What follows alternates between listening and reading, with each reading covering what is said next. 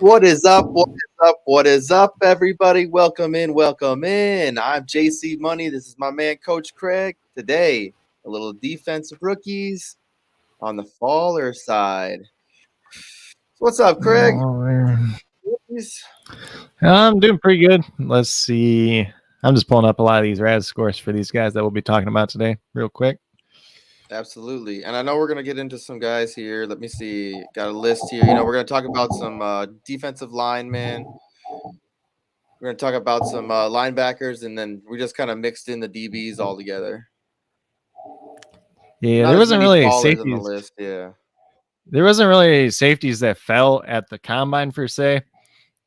Nobody really killed their draft stock or anything like that, or fell down a couple rounds. So safety was pretty good, and as far as the combine went, overall defensive backs. Overall, the whole defense, there wasn't really many guys that really rose up or really fell too much. Obviously, you got some guys that did do pretty well and probably helped their draft stock out a little bit, but there wasn't really anybody that took massive amounts of hits. And what's up, David? How you doing? Always here hanging out with us. What's up, TD? What's up, brother? Appreciate you guys being here hanging out with us. So it'll be a little bit of a shorter show today, as hopefully not as many people to talk about. But we can get into some other things too. Obviously, we're gonna be talking on Thursday. On Thursday, we'll be talking. The risers on the defense side, and there'll be a little bit more guys to talk about on that side. So excited to see some of these defensive players doing well. And even like on a pro day note, obviously we had Liberty's pro day today where Malik Willis threw. Depending on who you listen to, he looked pretty good there. Supposedly Cody Carpentier on Twitter. I don't know exactly what his handle is, but he posted a little video where he said he looked really good there. He tapped on Matt Rule's shoulder supposedly, and he's like, "Oh, you're gonna take him at number 6," and he didn't really say anything. Then he kind of walked back a couple steps later and said, "I don't know if he's gonna be there at 6." So there is some hype that he's going to be a top 5 pick. There's some hype that somebody might trade up for him. Whether or not that's a good thing, whether or not that's warranted, is a whole nother debate. But it shows how much value the quarterback position does have. Obviously, yesterday we had Kenny Pickett and Carson Strong both throw as well at their respective pro days. And then obviously today was Texas A&M pro day as well. 40 times were really slow at Texas A&M Pro Day. So I don't know if somebody was just timing really slow or what, because safety Leon O'Neal ran a 4.7. So if you want to talk about a faller, if he's running a 4.7, he's going to be a faller. Oh, yeah. DeMarvin Leal, who we'll be talking about a little bit here too, he ran a 4.0 or a 5.04, I believe, at the number. But some of these numbers, they range a little bit too, because we were talking about Isaiah Spiller, not calling him a faller before. He was clocked anywhere between 4.53 and 4.63 today. So whichever end of the spectrum, and pro day times are kind of, most places analytically, they'll add 0.05 onto them or 0.04. So, if he runs on the mid 4s, I don't really have a problem with that. If you're going on the 6s, it's a little bit more concerning, but he is coming off that hip injury too. So got to factor that in just a little bit, even though he says he's good as of today. And then the tight end for them, Jalen Watermeyer, who was on the faller list for me at the combine.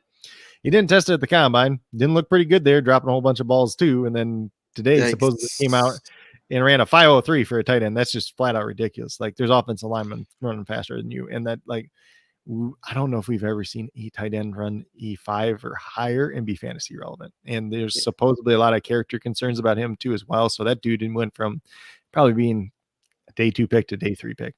Pretty much guaranteed at this point in time. And it's crazy because go ahead. That's a guy that people were talking about as the tight end 1 of the class, at the beginning of the year. Even in fantasy, people were still drafting him the tight end 1 rookie mocks and everything too. I don't think there's any way you can do that now. Yeah, and I was talking to you about last year when I drafted, or I think last offseason, I think I took Watermeyer in it was let's see. We got Devy picks, so I think I took him with the last Devy pick, which is the 15th Devy pick, and then definitely won't be paying out. Tight end premium league, which is super, super, super deep, which is crazy. So especially when you have guys like Witten and players that aren't playing anymore on your team. And anytime you're doing Devy, I'd really try to avoid tight ends unless they're a Kyle Pitts, a Michael Mayer, maybe Brock Bowers, but Mm-hmm. Like, unless they're like this very top level, they're not going to turn out most of the time. Debbie, you're better off taking chances at quarterbacks, running backs, like because you're better off just taking a running back and missing than you are taking a tight end and missing. Because if a tight end misses, Mm-hmm. it ain't worth nothing. If a running Yep. back misses, they might still get draft capital and you could still flip them for something. But Mm-hmm. it's not looking too pretty for him now. Maybe he gets drafted somewhere that looks good on paper. Maybe he goes in the 4th round, like early or something, and he lands like, I don't even know where's a good spot right now, but let's just say the Colts, because the Colts, they got Colin Grants and they got Mo Cox, but it's not anything like major there. So if he lands there, maybe you can trade him for something. Maybe you can trade him for a rookie 4th round pick or something then, but at least you get a little bit of return on value on investment. But it's not looking too good for him at this point in time. It's a very interesting tight end class, but we'll talk some defensive fallers though. Just figure out throwing a little bit of that pro day stuff there. Mm-hmm. I don't think we have a lot of results from the pro days the last couple days, but should be very interesting. I know Romeo Dubs, the wide receiver for Nevada, who some people really like for some reason. I really don't get that one at all, but he didn't test like at all yesterday. He's still dealing with like the injury. So let's get into it, man. yep. I see Dan popping up in here too. So what's up? That's your boy. Yep. That's my boy. Yeah. What's So up, Dan? Yeah, so we're gonna start off with the defensive line. I'll say overall this group was pretty good. The one major name that really stood out to me here is DeMarvin Leal. This is a guy coming into the year that was maybe a top 10 pick. Now he was looking like maybe an end of the 1st round pick. Then he goes in the combine, and he's kind of this tweener guy. He's a defensive tackle, defensive end. He's kind of played a little bit of both at Texas A&M. Not quite big enough to be your traditional defensive tackle at the NFL level, not quite quick enough to be your edge at the NFL level. Maybe he ends up playing, that kind of 3-4, that, the end technique, the 5 technique, whatever you want to call it, for a team like the Patriots or somebody like that. Maybe that ends up happening. I don't think he's a bad player. It's just, he's kind of a guy that's lost at this point in time because he doesn't really have a position.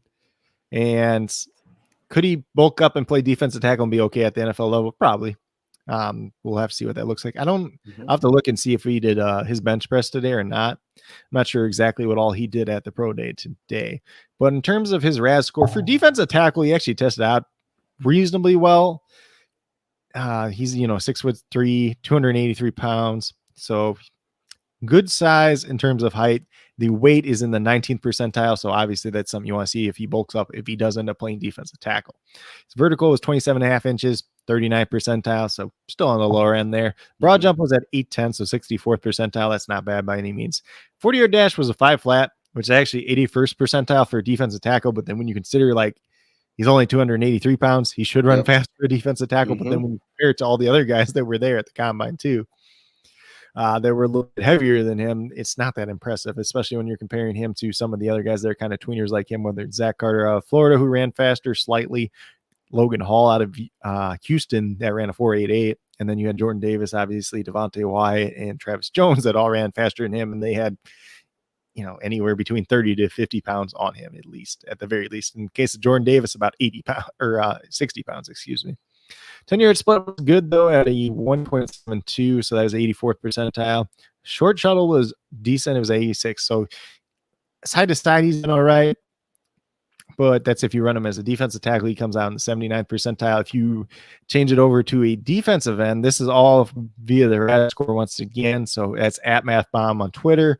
It's Raz.football on the internet as well. So if you run him as a defensive end, he's in the 27th percentile, so obviously not very good. He comes in on the high end for weight there and pretty much is in the red for every other category. So not good. Probably not looking like he's going to play D end at the NFL level. Probably best fit for a 3-4 defense, kind of playing that, not the nose tackle position, but the other down lineman position would be the best case scenario for him. But a guy, like I said, coming in the year, was top 10 pick, most mocks, really just didn't live up to the hype. Maybe a 1st round pick, kind of coming into the combine and everything else. Now he's probably looking like he's going to be a guy that goes on day 2. Shit happens, man. Maybe it was just his pro day. I mean, like you said, he's being a little bit small like that. I mean, it's not going to be that. I think it ain't going to pay that off that well, in the NFL. It's just my opinion. But I mean, there are guys that have paid off that were small. What's his name? Randall played for the Vikings. Like he was really small, Oh, but John Randall. Yeah. yeah. But I mean, you really got to be super aggressive if you're that kind of size. You got to Mhm. be a real go getter. Yeah, and you got to And why and be. crazy. And there's been smaller guys that obviously paid off. Obviously, you got guys like Aaron Donald, but they're not always hits there. I mean, we've seen Ed Oliver in recent seasons. He's not the biggest guy in the world, but at least he played defensive tackle in college too, and he's a little bit more of a pass rusher. It's just kind of where does DeMarvin Leal find his niche at the NFL level, and there has to be a team that he fits well with to really succeed in that way. So, and just when there's other guys that are kind of tweeners there, like you're just looking at a very, very good defensive tackle class too. So if you're putting him in defensive tackle group, he doesn't really stand out there. He's probably going to be one of those guys that has to fit more in that 3-4 non-nose tackle with his hand in the line. It's probably the best case scenario for him. So maybe he ends up on a team like the Patriots or some other team that ends up running a 3-4 this year. Feels like there's not as many of them though. Maybe he ends up on the Steelers. That could be a team too. 3-4 and everything else like that with the guy with the hand in the dirt. Maybe finds a little bit of a role there, but we'll see. Yes, we will. Yeah, it's just a very, very niche role at this point in time. So at the beginning of the year, we thought maybe he would be able to kind of do both at the NFL level. Now it's just kind of looking like he's kind of stuck in between, and there's not a really good spot for him. Maybe he can bulk up a little bit and play the 3 technique in a 4-3 too, but we'll see. So then the other guy here is Jesse Luketa out of Penn State. He's kind of a tweener too. He's kind of like that D end edge rusher, kind of in that 3-4 defense too. So like there wasn't really that many defensive linemen that disappointed. So like it was hard to pick a second one, but I think he's got to be up there. He's a guy that was getting some second round hype initially, at least. He's 6'2", 253 pounds. So if you run him as a defensive end, he's kind of undersized there. Vertical jump was good at 37.5 inches. That's in the 94th percentile. Broad jump was 9.6, 56 percentile. The 40-yard dash was a 4.89. Not that great for a guy that's undersized, especially as like an edge rusher, whether he's at defensive end or that edge rusher at the linebacker position. The 10-yard split was fine. It was in the 58th percentile, but for a guy that's his size, you expect it to be a little bit better. So he's a 53rd percentile athlete, according to RAS score for defensive end. If you put him at linebacker, unfortunately, you don't have the option of making like an edge rusher. It's just a regular linebacker. So if you run him as a linebacker, obviously he checks out good in terms of size at linebacker because he's 6'2", 253 pounds is on the top end of the linebacker. Vertical's good there, and then everything else is just bad. So he ends up in the 59th percentile too. So kind of middle of the pack, no matter which position you run him at. Obviously, I think he's probably better off in a 3-4 scheme as well, kind of as a situational edge rusher. Either that or he has to bulk up to play kind of defensive end. Probably not a guy that's probably ends up going day 3 now, if I'm being honest. I don't think it's kind of there. Maybe the tape kind of saves him a little bit, but he'll be very interesting to see. Day 3 guy, huh? Yeah. Maybe and maybe he's a guy that ends up. It's just how people feel based on tape too. I don't think he did anything particularly in the drills to stand out in that regard either. So, those were 2 guys that were pretty disappointing in a class where there was a lot of guys that did do well, or at least maintain their position. So, when you're not standing out, or you're not at least keeping the status quo, you're kind of falling down, and it's not a good sign. Yeah, I guess we'll see where they end up landing up. Hopefully they land on a team where they can at least, strive. Being that small. I mean, some of these guys that are just, I guess, mediocre. I mean, they have some parts of their play. I guess I could say they have highs, but there's too many lows with that, and that's going to definitely affect them, especially at this coming into the league like this. It's not college football. You're not playing against players that are just students. That just want to play football on the side. You're playing against guys that are going to kill you in football. Yeah. Well, and I think it's not like these guys. I'm not writing these guys off saying they don't have a chance. It's just going to be they have to land in the right situation, and hopefully it pans out then. So that's obviously the biggest one. And then this is a very good defensive class too. So the linebackers is kind of another hard position to find guys that really didn't pan out the best. So one of the guys was Josh Ross out of Michigan. Just didn't really test the best on, if we're being honest. So let me bring up his RAS score real quick. So he was in the 16th percentile overall for the linebacker position, which is not good by any means. So his size was 6 foot, 227, both in towards the lower end there for linebacker. That's not as big an issue as it used to be, because this obviously goes back to 1987, where there was linebackers that were obviously bigger in size. As the positions kind of evolved, guys have kind of gotten smaller, especially in terms of weight. Only 17 reps on the bench press, 27 percentile there. Vertical was 31 inches, only 31st percentile. Broad jump was 9 foot 1 inch. So 17th percentile there. Those things really don't stand out. The 40-yard dash was only a 4.79, which I believe was the worst out of any like pure linebacker that ran at the combine. 44th percentile all time, but when you're comparing him to like everybody else that's at the combine that he's going against in terms of the 40-yard dash, not that good. However, the 10-yard split was a 1.6, so that's kind of the saving grace. So that kind of quick twitch instinct is going to help him out there. But then on the other end, you got the short shuttle, which is like 4.6, 3 cone, 7.65. Those are both. So the short shuttle itself was in the 12th percentile. The 3 cone was in the 8th percentile. So that's not good. So you see that. So you see the quick twitch, with the 10-yard split. That's something that's good. But then when you see the agility drills that he can't move side to side, so you're looking more like a downhill kind of run stuffing linebacker probably. But he doesn't really have the size for that either. So he's just kind of this guy that's not really standing out one way or another, He might not even get drafted. I mean, he could be just a free agent, come. I think he'll get drafted probably based on his production, but he's going to be probably a late day 3 guy. Maybe before this, he might have snuck into day 2, but he's probably always a day 3 guy, but maybe went from like the 4th round to like 6th, 7th round. So there is some good there. I haven't watched too much tape on him. I know Aiden Hutchinson too. He stood around waiting for Ross to run his 40-yard dash, obviously rooting on his teammate and everything else like that. And then he comes out, he runs like a 4.79. And he's like, good job. It's kind of obviously he ran slower than Hutchinson even. So hopefully the tape and the instincts can save him there, but it just doesn't really look good for him, honestly. So maybe he gets to a scheme where they can use him, or maybe he's just a special teamer at the NFL level and he can find a role in that regard. Obviously we wish success for everybody here, but not everybody at the NFL level can succeed. Agreed. So there's some risk. And then the other guy was Nate Landman out of Colorado. Let me pull up his RAS score too real quick. So he was kind of middle of the pack, but just when you compare it to like a lot of the other guys at the combine, because this is a really athletic group at the linebackers at the combine this year too. So he's 6'2", 236 pounds. Those are both decent sizes, especially for modern linebackers. 20 reps on the bench press, slightly above middle of the pack there.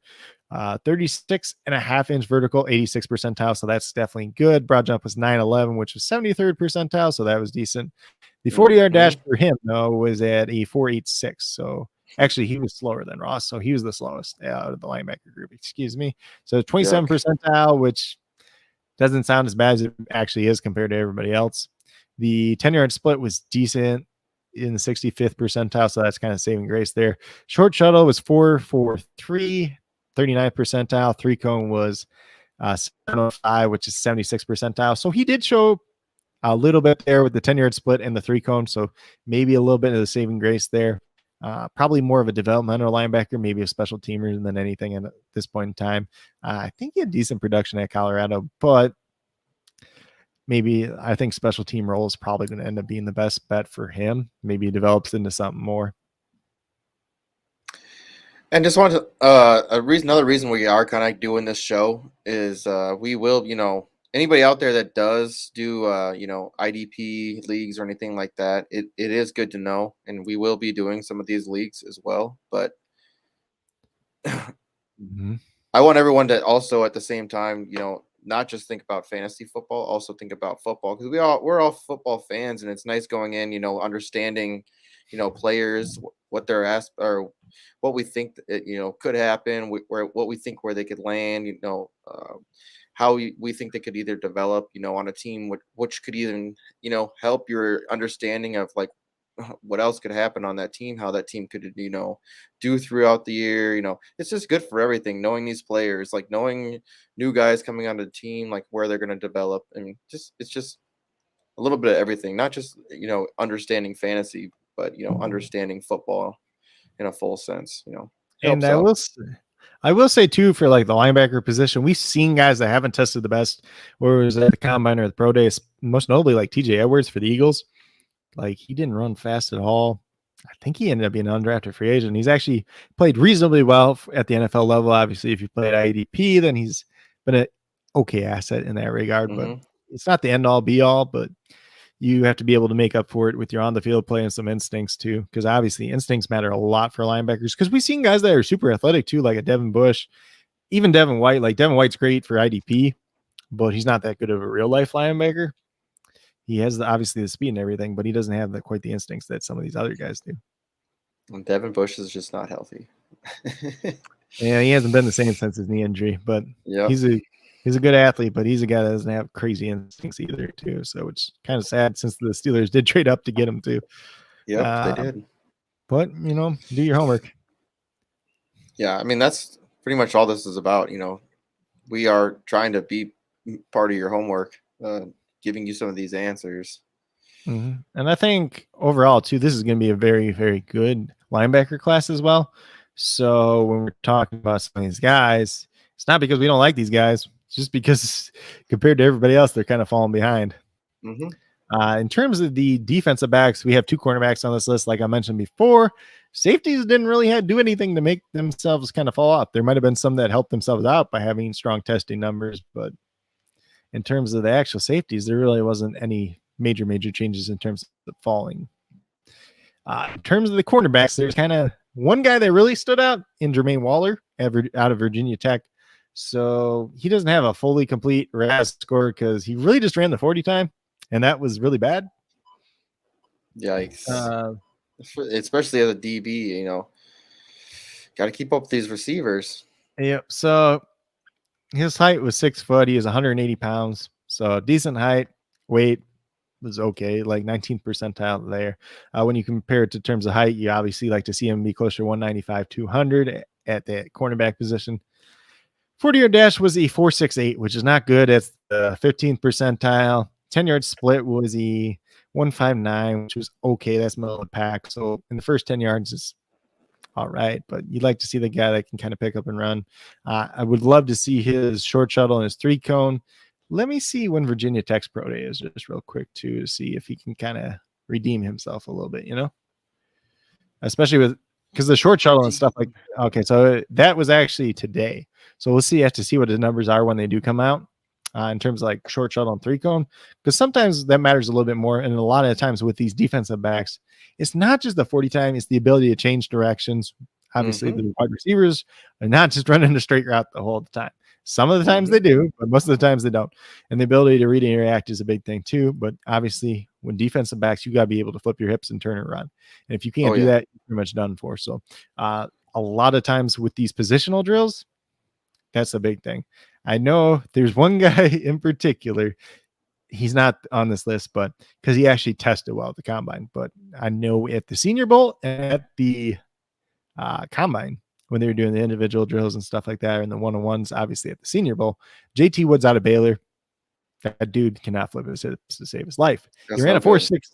Yeah, he ran a 4.36 or 4.38, 40, one of the two at the combine.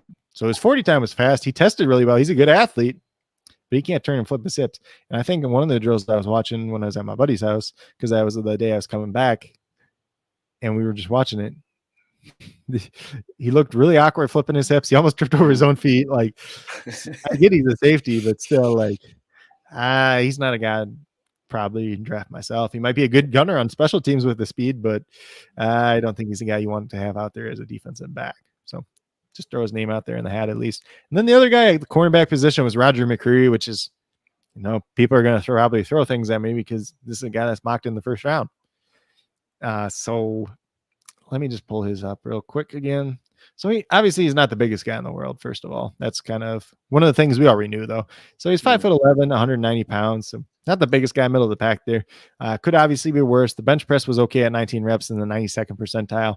Vertical jump, only 31.5 inches, 13th percentile for cornerbacks. His broad jump was 9.8, 26th percentile. 40-yard dash was a 4.5 at the combine with 67th percentile. Middle of the pack there. The 10-yard split was 1.58, 62nd percentile. So there's middle of the pack numbers here. He did run a 4.45 at his pro day, but sometimes those pro day days times are a little bit faster. A lot of times on analytics sites, they'll actually add the 0.05 or 0.04 to them, which pretty much gets them up to the 4.5 that he ran at combine. So pretty much the same thing either way. So we'll just call him a 4.5, kind of being what he is at this point.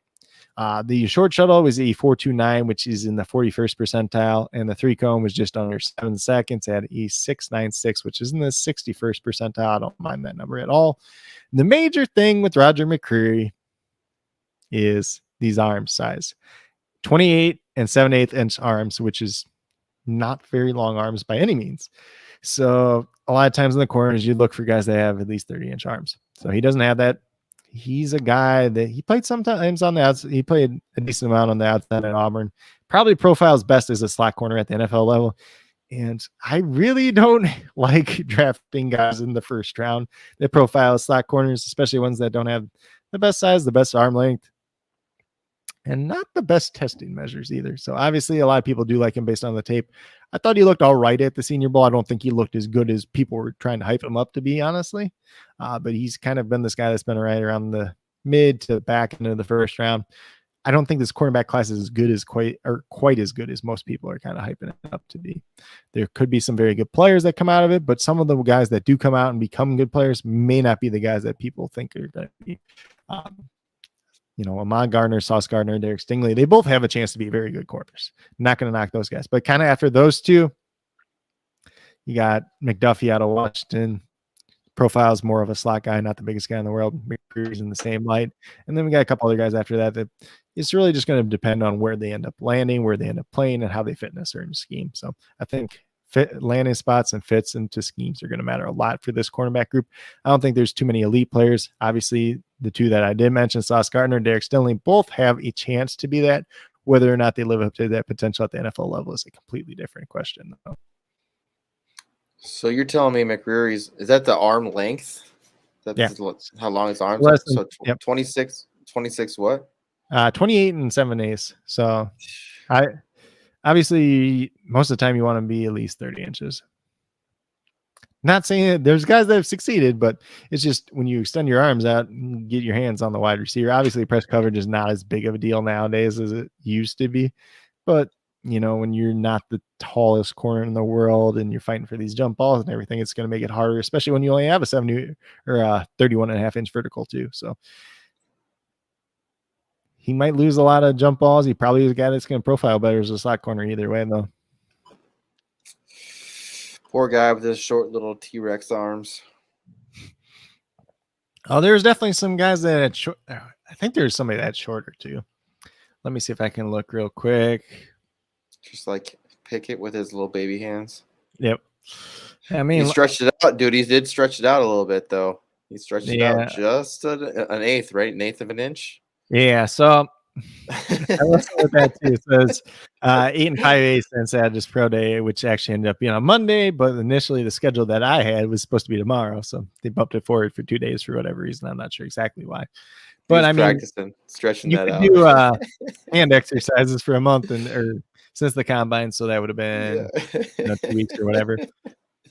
He probably had a massage therapist massaging his hands and stuff, trying to like loosen them up and things beforehand too, I would imagine. That's so funny. But I'm looking at this real quick. So Marcus Jones out of Houston had 28 3/4 inches. So that was a little bit shorter, but that guy's also 5'8" too. Don't make fun of it. That's how tall I am. Well, I mean, like compared to Roger McCreary, at least that guy's 3 inches shorter, so like that makes a little bit more sense. Yeah, that's why he's got them T-Rex arms. He's so tall. Yeah, but outside of that guy, so let's see. Trent McDuffie also had 29 5/8 inch arms too, so that was about the same range too. So the two guys that I did mention there, which are kind of like the two corners after the first two big names, are the ones that had the two shortest arms.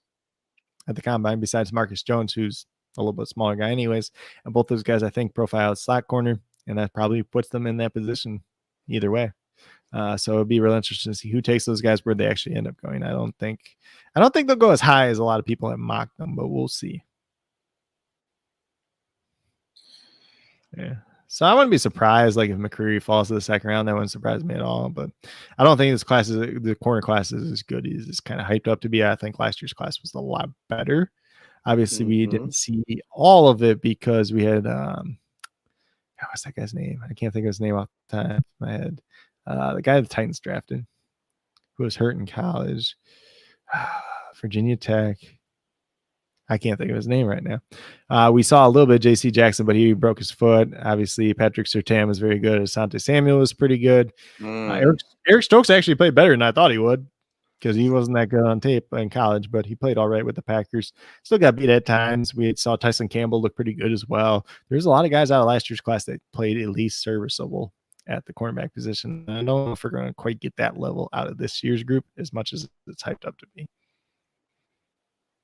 Well, JC Horn, is he a safety? No, JC Horn is a corner out of South Carolina. Okay. Yeah, out of South Carolina. He was a beast. I know he was a beast in college. So. Yeah, got away with a bunch of holding calls, but that's okay. I mean, we got guys out here that can jump over the line and get away with it, and block a kick. Let's see. I gotta look up this other guy real quick. Bobby Wagner. Hey, I mean, the Steelers weren't offsides against the Packers, and they called them offsides on a block kick return for a touchdown. But it is what it is.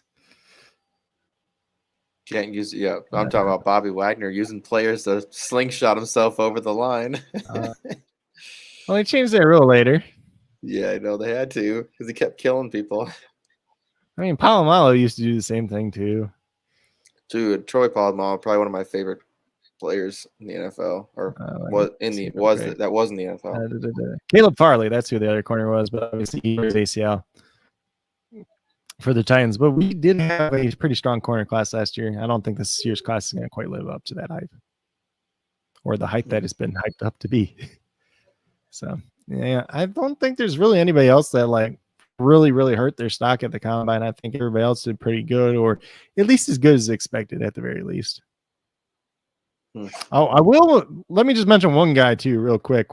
Since we're talking about pro days, so Darian Kendrick out of Georgia, formerly of Clemson, came in at 6 foot 205, 31-inch arms.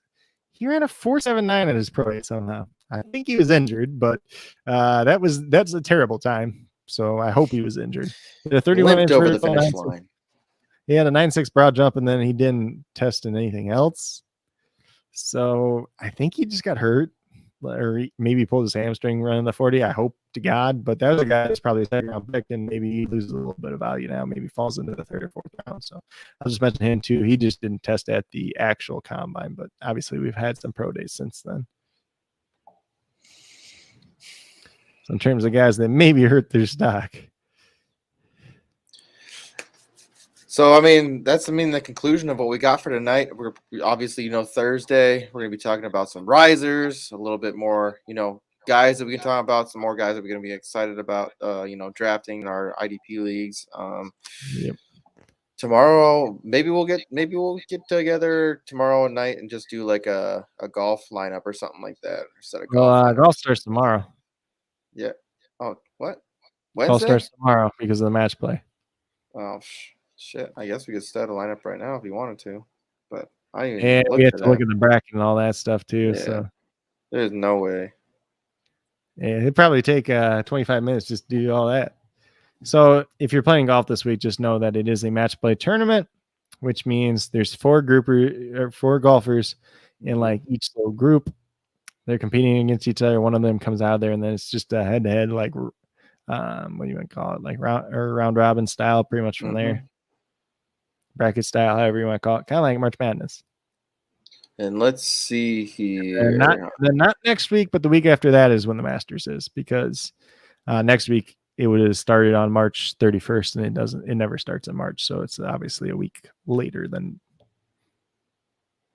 So I'm looking at the bracket, our NCAA college basketball bracket that we put together, and as of right now, going to the Sweet 16, it looks like Chris Sturby is in first, and he's got a position in fifth as well. So he's got two of them in the top five, and then TD, my man DFS Mojo, and then Iggy, right behind Chris, and then you're like right there too. So I mean, it's Yeah. all really close. 44, 43, 42. There's a lot of people tied for fifth. Mm-hmm.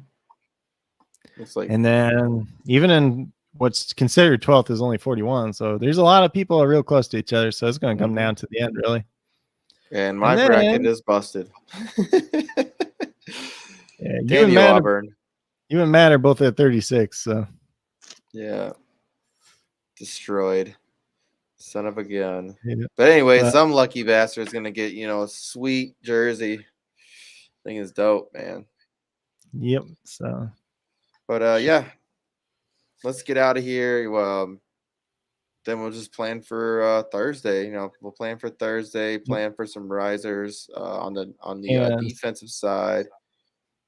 That one will be a lot longer episode just because there's a lot of guys that help themselves out, or at least spark their name a little bit into some heads, a little bit more at the very least. Like I said, there's probably not too much movement just because everybody tested pretty well besides pretty much the guys we talked about tonight. And then, I mean, even like with McCreary, he's still a guy that's going to go in the first two rounds either way, but somebody to mention at least.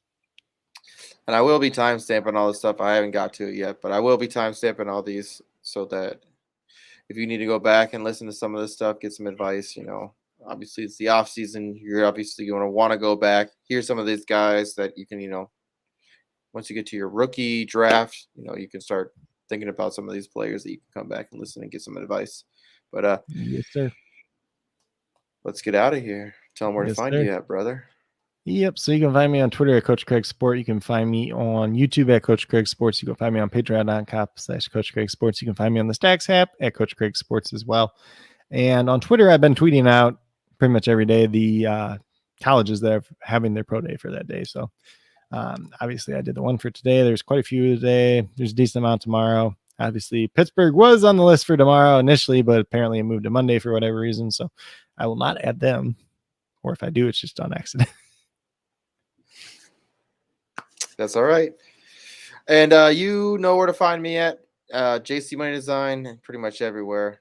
Instagram, YouTube, Twitter. Make sure you follow me on Twitter because we do. I make sure that everyone knows when we're going live and everything like that as well. Find me on Sleeper, SuperDraft. But also make sure you guys get out there and look at bet angles. If anybody is doing any betting or anything like that, prop bets or anything like that, or just betting on any players.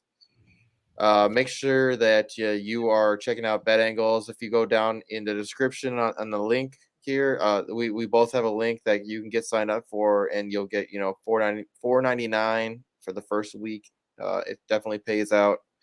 He's been hitting pretty well on there, so especially on hockey. If anybody doesn't really know hockey and wants to bet on hockey, he's been hitting almost 60% of the time, which is really good. And it's all based off algorithm that he wrote, so it's pretty dope. Yes, sir. Pro picks it is. Oh, for tomorrow, David, we always try to hook you up, so we might maybe tonight. I'll take a look tonight a little bit at some of these players because obviously I have to get my lineup set. So I'll take a little bit of looks tonight, and we'll post something on Twitter. Tomorrow, hockey or what? Probably no tomorrow. No, golf. Golf should be tomorrow, right? Yeah. For SuperDraft. Xander Schauffele. He's gonna win it all. I can see that. Shout out to my boy Bo Big Time. He I was watching their pod, him and a couple other people last night. So definitely I like that pick a lot. But yeah, the biggest thing for golf is just make sure you go find the bracket for the match play and just don't pick anybody in the same first group of four. That is that's the worst thing you can do because only one of those guys is going to advance. So as long as you get that, as long as you can get a guy that can at least win the first round, that's going to be a big thing. Agreed. So yeah, I'm gonna listen to some stuff tonight. I thought stuff was gonna be, man. This is my fault for not paying attention. See, good thing I got you. Yep. Because I would have been listening tomorrow. Like, all right, cool. Oh, da, da, da, da. Oh shit, it already started. Yeah. It'd be a real interesting tournament though this week, and there is a decent amount of big name players playing too. So there's 64 players in total. There's 16 groups of 4. Obviously, you want to pick guys that are going to win the initial group of 4, and if you can, try to avoid the guys that are going to go head to head in round 2. But it's not always completely possible. But you gotta have some upside there as well. I wonder how they do it. I wonder how they're going to do it when it comes to like the Ryder Cup. What do you mean? Well, I mean, Just they're for playing on the contest? teams. Yeah. I mean, It's USA versus Europe. Yeah. I mean, you can still pick players and everything. That's true. It's weird. Ryder Cup's cool as hell, though. Anyways, we're going to get out of here. Appreciate everyone coming on, talking, hanging out. Excited for the rookie draft. Oh, it's one of my favorite days favorite weekends. Dude. NFL draft is definitely one of my favorite weekends. Like day 1, obviously it's really slow and stuff like that, but it's super exciting because you're like, I like all the other days. Well, obviously, day 2 and 3. Day 3 is just like no, it's still next? When you live stream it by yourself, it goes really slow because you like talk about one guy for about 30 minutes, and then you're like, I don't have anything else to say for 2 minutes. That's all right. We'll do something. We'll do a live stream. We'll get some people to come on and stuff like that too. So we'll just make it like if anybody wants to come on live, we'll just watch it, talk about it, and then bring some people on, talk about stuff, how it can affect in certain things and stuff like that. It will make it interesting. It'll be a lot of fun. It'll be a lot of fun. You won't be alone this time, buddy. Yep. I was like day 3. Just zip, zip, zip, zip, zip, zip, zip, zip, zip, zip, zip. Oh boy. Pretty much just like hot potato at the time. Hot potato, like, your turn, bro. At least first round, you have like, okay, so there's implications. We can talk about who might go next. And like day 3, it's just like, okay, they kind of have this need. Maybe this guy goes. And then it's just like, there's like one guy on the board and you're just like, okay, so is he ever going to get picked for like 20 picks?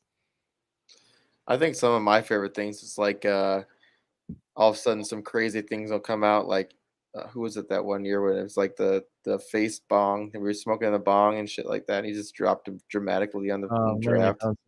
Yeah. Stupid things that come out just out of nowhere. Yeah, but we'll get out of here instead of talking the random stuff for another hour. All right, y'all. Appreciate everyone coming on. Peace.